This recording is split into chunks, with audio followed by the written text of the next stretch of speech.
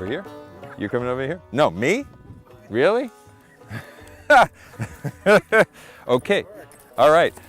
I've already been put to work here. Now let's see, what do we have here? All right, what am I trying to do? No. All right, how much? Okay. I'm trying to, okay, now show me how to do this. I'm medicine hunter Chris Killam, calling out to you members of the American Botanical Council, and I'm having trouble harvesting ashwagandha. Okay. I'm in a field of ashwagandha in India with a bunch of women who know a lot more about harvesting than I do. If I were doing this for a living by weight, I would not make any money at all. This is ashwagandha, Withania somnifera. Ashwa means horse, gandha means smell, because some people think that the root smells a little bit like a horse. Withania somnifera, which is the botanical name of this particular plant. Somnifera means to sleep, because ashwagandha helps you to sleep. In addition to being an adaptogen, it's also known as a rasayan. Rasayan means life extender. So this is anti-inflammatory.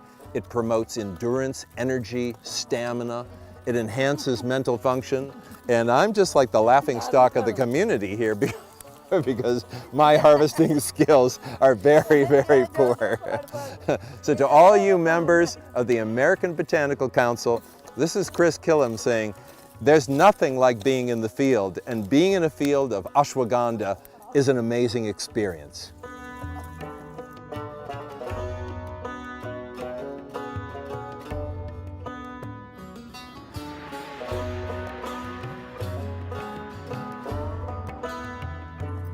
Plants usually tell you when they're ready to be harvested.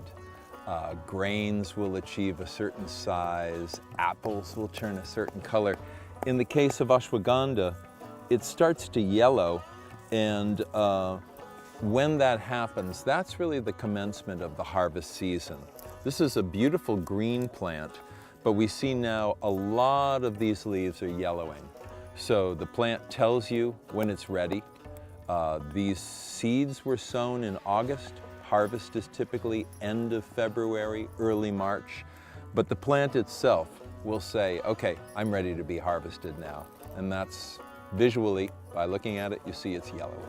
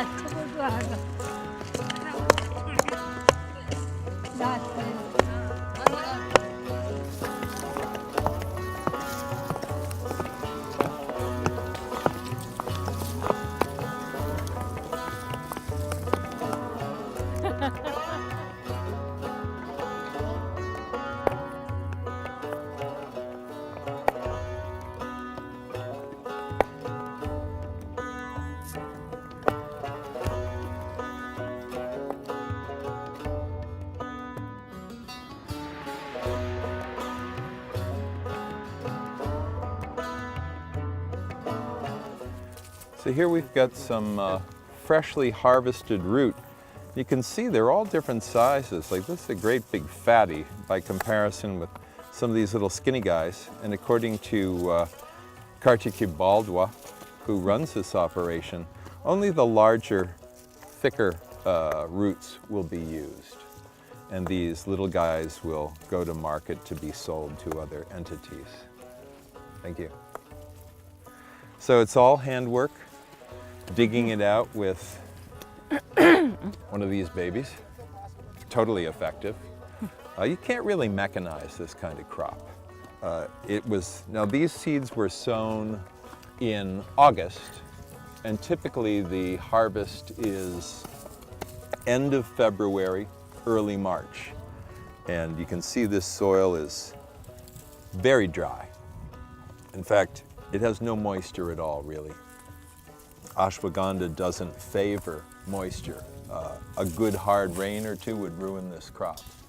So, unlike most plants, it really doesn't get watered. I have never held in my hands a bunch of ashwagandha. I mean, I've used ashwagandha, I've seen it around, but I've never actually held a bucket of freshly harvested ashwagandha. This is really one of the great medicinal plants in the world. It's phenomenal for relieving stress. It has anti-inflammatory properties. It's also called an immune modulator. If your immune function is low, it helps to bring it up. If your immune function is too high, it helps to bring it down. Keep it in that healthy mid-range.